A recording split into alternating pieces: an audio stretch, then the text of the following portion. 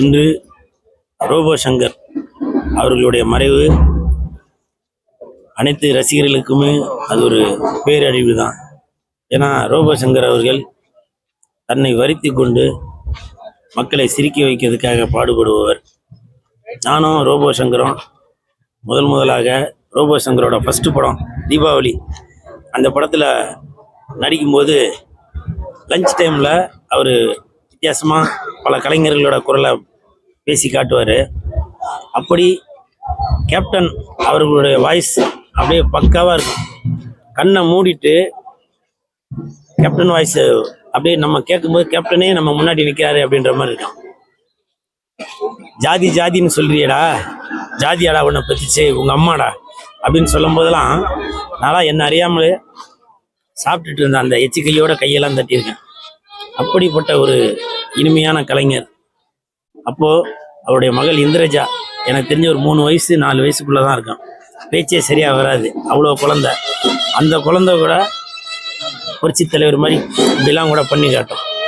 அப்படிப்பட்ட அந்த குடும்பம் அவங்களுக்கு எப்படி ஆறுதல் சொல்வது அப்படின்னே தெரியல.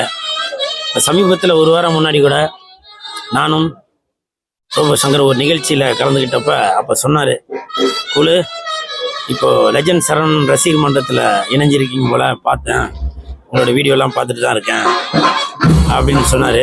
சொல்லிவிட்டு தண்ணியில் இருக்கும் மீன், நான் லெஜண்டோட ஃபேனு அப்படின்னு சொல்லி என்னுடைய அந்த கரகரத்த குரலில் உடனே அவர் அப்படியே மிமிக்ரி பண்ணி காமிச்சார். அப்படி ஒருத்தரை பார்த்த உடனே அவரோட வாய்ஸ் எடுக்கக்கூடிய அந்த திறமை உள்ள மனிதர் அவருக்கு இந்த நிலைமை. ஆண்டவா, ஏன் இப்படி அடுத்தவங்களை சிரிக்க வைக்கக்கூடிய சிந்திக்க வைக்கக்கூடிய கலைஞர்களை உடனே எடுத்துக்கொள்கிற? அப்படி உனக்கு ஒரு உயிர் முக்கியம் அப்படின்னாக்க என் உயிர் எடுத்துக்க.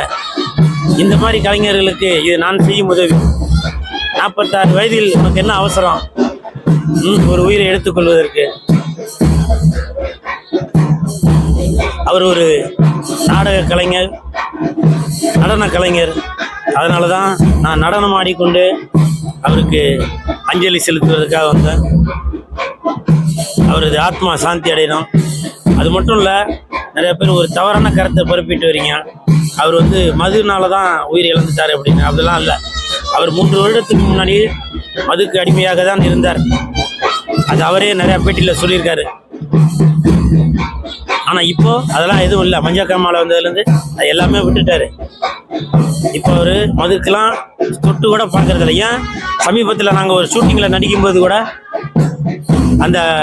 அங்கே உள்ள சிலர் கேட்டாங்க, எங்களுக்கு மது வாங்கி கொடுங்க அப்படின்னு. அப்போ கூட வேணாப்பா, அது உங்கள் உயிருக்கு கேடு, சாப்பிடாதீங்க, நான் ஒரு முன்னுதாரணமாக இருக்கேன் அப்படின்னு சொல்லி சொன்னேன். அதெல்லாம் எனக்கு இன்னமும் ஞாபகம் இருக்குது.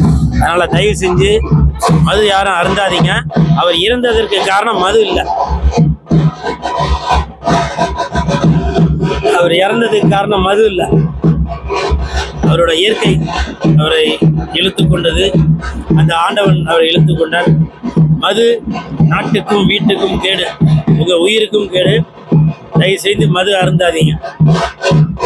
ரோபோ சங்கர் அவருடைய குடும்பம் ஆழ்ந்த இரங்கலை தெரிவித்துக் கொள்கிறேன்.